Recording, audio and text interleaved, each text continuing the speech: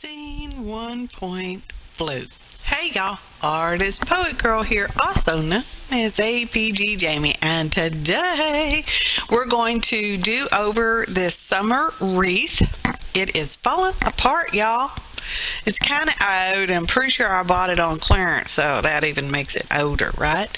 And that's how I hung it up, because I couldn't find a loop on there. But once I disassembled it, I found a hanging loop.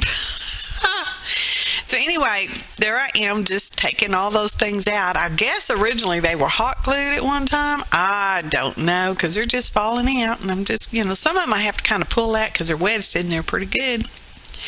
And I guess they call this a grapevine wreath. I'm not sure. Anyway, y'all didn't need to see all that. I'm keeping the flowers and some of the leaves over there. Because I can recycle some. Well, the rest of the stuff is going in a recycle bin, but I can recycle those. And if I've already decided if I don't use them within 6 months, let's say, they're going to be recycled too. So, anyways, that is a clearance Halloweeny swag that I got from Joann's, and I got a like a pick thing. It's a big pick, yeah. And I'm going to put that on there, and I'm just using some floral wire. So this can be disassembled and remade into something else. Now, let me just say up front, that there black stuff has glitters on it. Oh, Lord.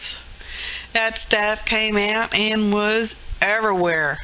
In fact, I think it's still on my desk, even though I wiped it off like 4 times with clean baby wipes and dust rags, and it's just everywhere.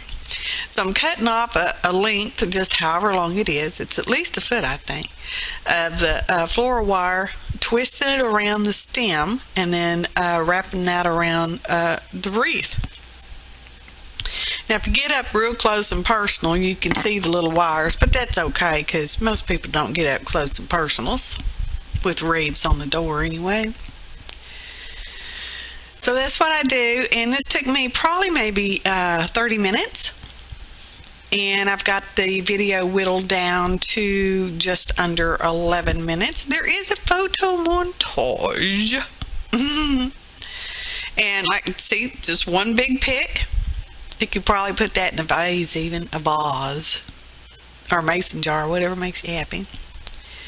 And I just bent the tail end over and tucked it underneath the black swag there. I'm going to wire it on. Now, this is not wired so good that you could just shake it and it wouldn't come apart. Well, it probably wouldn't come apart. Well, don't take it off the door and shake it, okay? So I was going to get these glow-in-the-dark ghosties too, but they told me they weren't on clearance, and I thought, well, your sign says 60% off all Halloween stuff, and this is the Halloween stuff. So if they were, that much 60% off, I didn't need them. I'm like, no, I have some glow-in-the-dark paint. I'll just make my own ghostesses. So that's what I'm doing here. I'm kind of drawing out some ghostesses.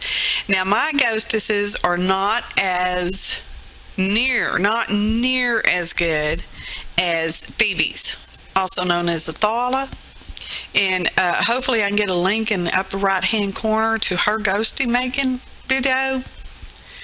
Otherwise, look at Phoebe on the YouTubes, okay? Phoebe's World.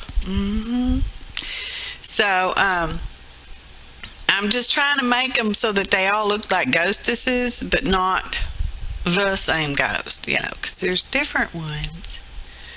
And I'm erasing every once in a while, even though it doesn't matter, because this is the back of the paper. Now, here's my glow-in-the-dark paint. Now, that stuff is probably 10 years old. I don't know if it's going to really glow in the dark. And the label says, shake it up good. So I shook it up really good, a bunch of times. And I put, the label says use probably 2 coats. I think I used 4. I only show you 2, but I think I used 4. And I heat tooled, y'all, that's so hard to say. Heat tool, y'all, in between the layers, so it'd be good and dry.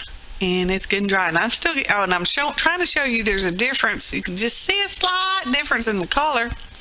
The glow-in-the-dark paint's kind of greenish. However, it's very, very pale green. So now I'm just going to trim them out. And yeah, I'm going to reshape some of that tail end stuff down there. Because I can, once you get to look at it, it's, I don't think I like that so much. So, just trimming it a little differently. And we could do that. But I don't think I'll show you all three of them. I might show you cutting out two of them. So, anyways. Okay. Maybe I speed up on one of them. Maybe I already sped up. I just don't never know. So, yeah. Because there's sometimes an overnight between editing and voicing over. So, yeah. Yesterday was my honeymoons, my 15th honeymoons. And we went out to dinner with friends. And now this is today. And I'm going to post it tomorrow. Or it'll be scheduled for posting tomorrow. So, anyways. So there we are. That's the third one. I'm going to put some eyeballs on them because, all ghosts has to have eyeballs so they can see where they're going. I'm just penciling them in. And I know most ghosties have round eyes, but, I can make whatever kind of eyes I want because I'm the artist. And I'm going to take this here black Sharpie and color them in. Now, word of caution when you're using black Sharpie with acrylic paints. Make sure your paint is dry, okay? Because there's something about the acrylic, especially gessos, okay? And it clogs up the pores on your Sharpie nibs, and then you just can't write with them anymore. They will not work.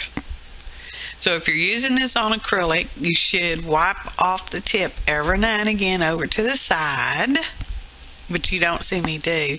But I'm noticing I've not had an issue with clogging up. So any hoodles, I do wipe it off before I put the cap back on. Okay?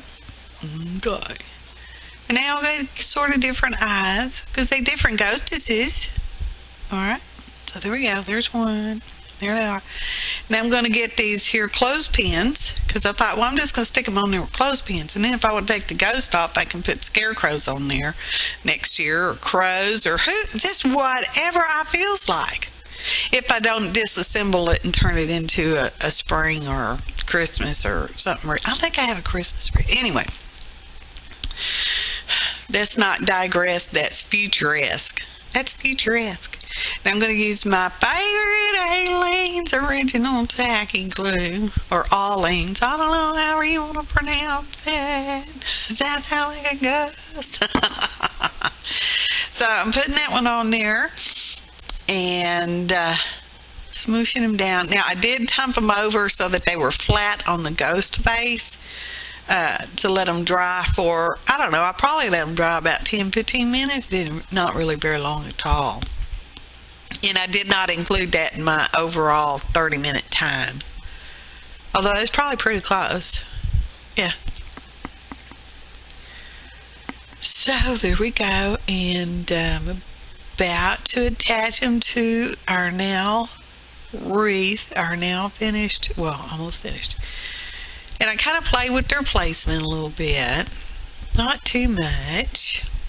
We're at 9 minutes now, so we only got like a minute and a half left, so I don't play with them too much. My nose is getting stopped though. Sorry about that, y'all. There's some ragweeds out in the air. Something like that. I'm like, I think I want this one over here, which means I have to move that other one. So anyway, it was a quick little project, and see, moving him. And I like it. I think it's quite cute. It's cute. Cute. See, photo montage. Photo montage. Photo montage. Oh, that one looks a little upside down, and she did it. And I do take one after dark. and they don't really glow in the dark. They just don't. But I tried, and they're still cute, and I still likes it. So, yeah, one more glow in the dark. Sort of, not really. But I wanted to show you anyway. So, it's probably just because my paint's super olded. And disclaimer's green. Sorry about the snorting. Thanks for watching. And happy arting, y'all.